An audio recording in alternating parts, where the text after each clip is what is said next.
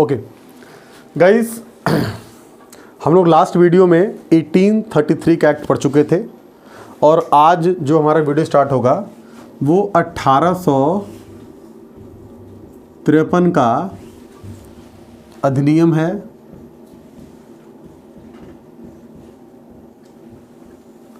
का अधिनियम। और इस अधिनियम के द्वारा आपको एक बात बस ध्यान रखना है कि इसी एक्ट के द्वारा भारत में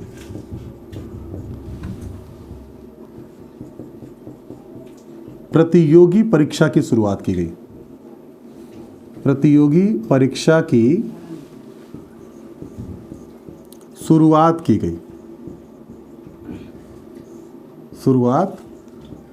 गई। अब इसका मतलब क्या है कि भारत में इसके पहले जो है जो भी नियुक्तियां होती थीं वो वंशानुगत होती थीं, यानी कि आपके पिताजी दीवान हैं तो आपको भी दीवान नियुक्त कर दिया जाएगा। लेकिन 1853 के बाद प्रतियोगी परीक्षा को शुरू किया गया और आपको पता है कि भारत में जो पहली परीक्षा कराई गई वो ICS की परीक्षा थी। ICS की परीक्षा, इसका मतलब ये है इंडियन सिविल सर्विसेज की परीक्षा की शुरुआत की गई। आपको पता है कि जो ये परीक्षा है ये इंग्लैंड में होती थी आयोजित। कहाँ पर बच्चों? इंग्लैंड में ये आयोजित होती थी। और इसके लिए जो है 2 कंडीशंस होनी चाहिए थी। जैसे पहला है, कोई भी जो प्रतियोगी होगा वो केवल एक बार परीक्षा दे सकता है, केवल एक बार परीक्षा दे सकता है। और दूसरा जो है उसकी अधिकतम उम्र जो है 19 वर्ष हो सकती थी। 19 वर्ष की आयु तक, 19 वर्ष की आयु तक वह परीक्षा दे सकता था। अच्छा, आपको पता है कि भारत की तरफ से इस परीक्षा को पास करने वाले पहले भारतीय जो थे वो सत्येंद्रनाथ टैगोर थे। और सत्येंद्रनाथ टैगोर साहब जो हैं उन्होंने बाद में सत्येंद्रनाथ टैगोर और इन्होंने जो है बाद में इस नौकरी से इन्होंने त्यागपत्र दे दिया था। लेकिन इन्होंने इस परीक्षा को पास करने की पहली बार वो जो है सफलता प्राप्त की, पहली बार इन्होंने सफलता प्राप्त की, पहली बार में। तो ये इस एक्ट की विशेष बातें हैं जो आपके लिए कई दृष्टिकोण से महत्वपूर्ण हैं, इनको आपको ध्यान रखना है। इसके बाद अगर हम लोग आगे आते हैं तो 1853 के अधिनियम के बाद अगर आप आइए तो हम लोग 1858 के अधिनियम को देख सकते हैं। और जो 1858 का अधिनियम है, 1858 का अधिनियम, 1858 का अधिनियम, इस एक्ट के द्वारा 3 बातों को हम लोग देख सकते हैं। 3 बातों को जोड़ा गया। 3 बातों को क्या किया गया बच्चों? जोड़ा गया। 3 बातों को जोड़ा गया। जो पहली बात थी वो पहली बात ये थी कि इसी एक्ट के द्वारा, अच्छा, इस जो 1858 का अधिनियम है इसको हम लोग ताज का शासन भी कहते हैं। क्या कहते हैं? ताज का शासन भी हम लोग कहते हैं। ताज का शासन कई दृष्टिकोण से महत्वपूर्ण था। इसमें 3 बातों को जोड़ा गया मुख्य रूप से। पहली बात ये थी कि इसी एक्ट के द्वारा आपको पता है कि 1833 में, 1833 में जो बंगाल का गवर्नर जनरल था, बंगाल का जो गवर्नर जनरल था, गवर्नर जनरल, इस पद को समाप्त कर दिया गया। और 1833 में ये बना था भारत का गवर्नर जनरल। भारत का गवर्नर जनरल बना था। लेकिन 1833 में जो ये पद बना था इसको 1858 में समाप्त कर दिया गया। और अब जो गवर्नर जनरल भारत का था, यानी कि अब जो भारत का गवर्नर जनरल था, गवर्नर जनरल, अब इसको भारत का वायसराय कहा जाने लगा। क्या कहा जाने लगा? वायसराय। यानी कि 1858 के अधिनियम के अंतर्गत ये पहला प्रावधान हुआ कि भारत के गवर्नर जनरल को भारत का वायसराय कहा जाने लगा। पहली बात।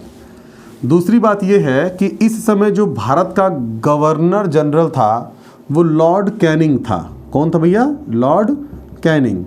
तो जो लॉर्ड कैनिंग है यही भारत का पहला वायसराय भी बना। तो लॉर्ड कैनिंग भारत का पहला वायसराय बना। ये भी महत्वपूर्ण है, आपको ध्यान रखना है। इसके बाद से बच्चों पहली बात तो ये हो गई कि भारत का जो गवर्नर जनरल है अब उसको भारत का वायसराय कहा जाएगा, और वायसराय जो है पहला कौन बना? लॉर्ड कैनिंग बना। ये दो चीज़ें आपको ध्यान रखनी है।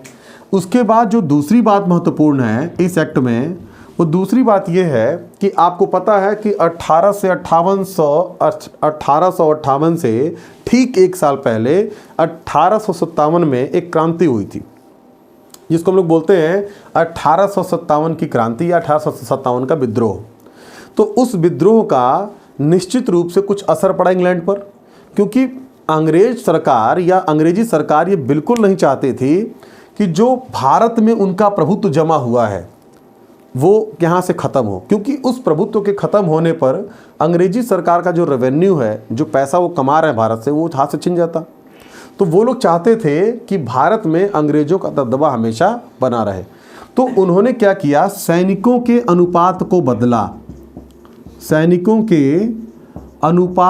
बदला। यानी कि अब जो है सैनिकों के अनुपात को बदला, और अब जो है जो भारत में सेनाएं थीं, जो भारत में आर्मी थी उस टाइम पे, या जो भारत की जो पुलिस प्रशासन व्यवस्था थी, उसके अंतर्गत जो है अंग्रेजी सैनिकों के अनुपात को बढ़ाया। अंग्रेजी सैनिकों के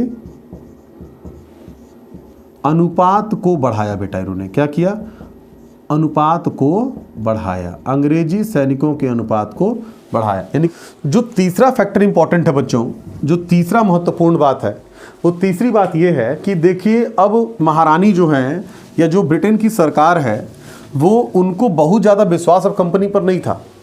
तो उन्होंने क्या किया? एक नया पद बनाया राज्य सचिव का।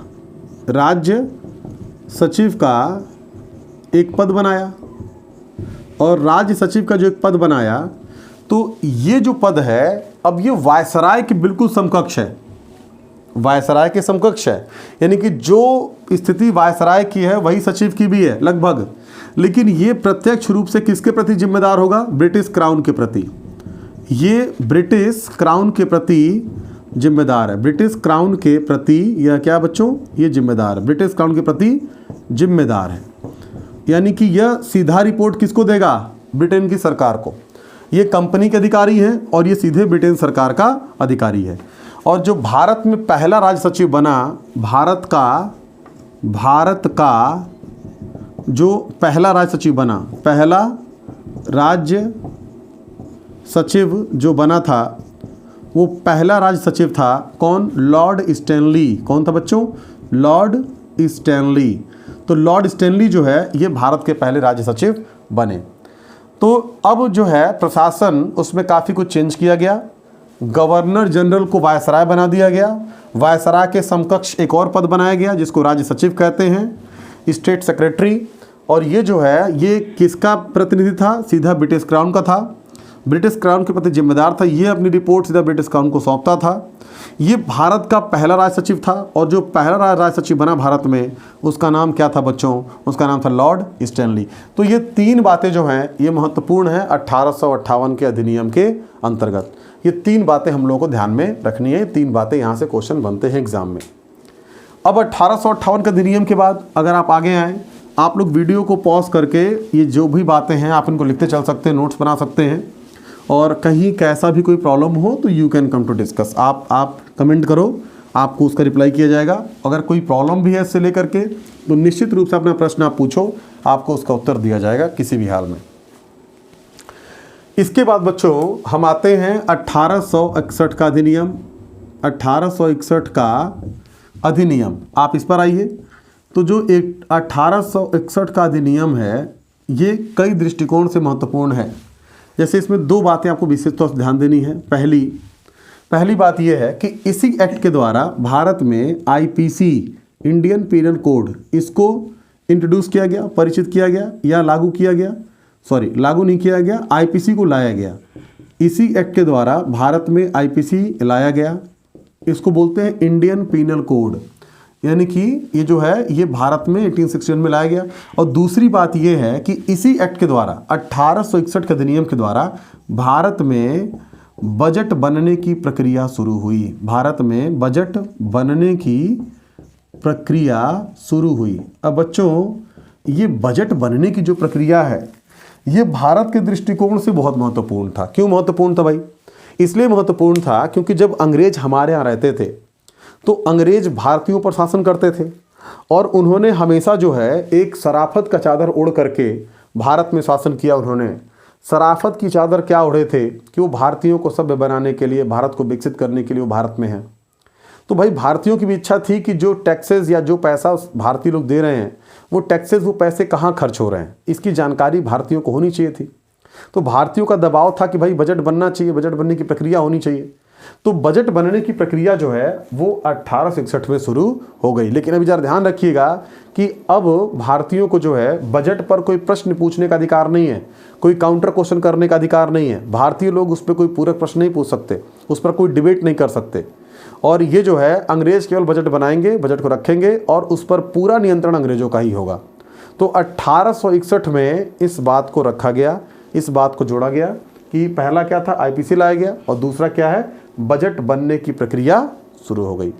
ठीक है बच्चों, इस एक्ट के बाद हम लोग आगे आते हैं 1874 का अधिनियम, एक्ट ऑफ 1874। अगर हम देखेंगे तो इसको बोलते हैं 1874 का अधिनियम। और ये जो अधिनियम है ये भी काफ़ी महत्वपूर्ण है क्योंकि इसके द्वारा कंपनी को एक लीगल नोटिस दिया गया। जो ब्रिटेन की सरकार थी उसने कंपनी को एक लीगल नोटिस दिया, कंपनी को एक नोटिस दिया। क्या दिया बच्चों? एक नोटिस दिया कि कंपनी को एक प्राइवेट कंपनी के रूप में कभी भी समाप्त किया जा सकता है। इस एक्ट के द्वारा केवल एक बात महत्वपूर्ण है, कंपनी को एक नोटिस दिया कि कंपनी को एक प्राइवेट कंपनी के रूप में, प्राइवेट कंपनी के रूप में कभी भी समाप्त किया जा सकता है, समाप्त किया जा सकता है। और अगर आप इसका रिफ्लेक्शन देखें तो 10 साल के बाद 1884 में कंपनी को समाप्त कर दिया गया, कंपनी को समाप्त कर दिया गया, समाप्त कर दिया गया। अब यहाँ जो है बच्चों एक बात जो सीधी समझनी है कि अभी तक भारत गुलाम था कंपनी का और अब भारत प्रत्यक्ष रूप से गुलाम हो गया है ब्रिटेन की सरकार का। यानी कि 1874 में नोटिस आया और 10 साल के बाद 1884 में कंपनी को समाप्त कर दिया गया। और अब भारत में जो प्रत्यक्ष नियंत्रण स्थापित हो गया वो किसका हो गया? ब्रिटेन की सरकार का नियंत्रण स्थापित हो गया है। तो 1874 के एक्ट तक इतनी बातें महत्वपूर्ण थी। इसके बाद अगर हम देखें तो एक एक्ट और अति महत्वपूर्ण है। वो एक्ट क्या है बच्चों? अगर हम आगे आके देखते हैं तो एक एक्ट और आगे महत्वपूर्ण है, एक्ट ऑफ 1892, 1892 का अधिनियम, 1892 का अधिनियम। तो 1892 का अधिनियम बेटा, इस बात में, इस एक्ट में केवल एक बात महत्वपूर्ण है और वो बात ये महत्वपूर्ण है कि इस एक्ट के द्वारा क्या किया गया? इस एक्ट के द्वारा भारतीयों को बजट पर बहस करने का अधिकार मिला, बजट पर बहस करने का अधिकार मिला। यानी कि अब जो भारतीय लोग हैं वो बजट पर बहस कर सकते थे, अधिकार मिला। लेकिन एक बात जो महत्वपूर्ण है कि इसके द्वारा भारतीयों को बजट पर बहस करने का अधिकार तो मिला, लेकिन जो मोस्ट इम्पॉर्टेंट थिंग थी कि बजट में वो कोई काउंटर क्वेश्चन नहीं पूछ सकते थे। COUNTER, कोई काउंटर क्वेश्चन जो है वो नहीं पूछ सकते थे। इसको बोलते हैं पूरक प्रश्न। कोई पूरक प्रश्न भारतीय लोग नहीं पूछ सकते थे। उन्होंने एक बार जो बात को रखी, अंग्रेजों ने उस पर अपना आंसर दिया, उस पर अपनी स्पष्टीकरण दी, बात खत्म हो गई, इस पर डिबेट नहीं होगा। तो भारतीय लोगों को काउंटर क्वेश्चन पूछने का अधिकार नहीं था। क्या अधिकार था? केवल वो बजट पर बहस कर सकते थे। बस इतनी सी बात थी जो आपको जानना जरूरी है।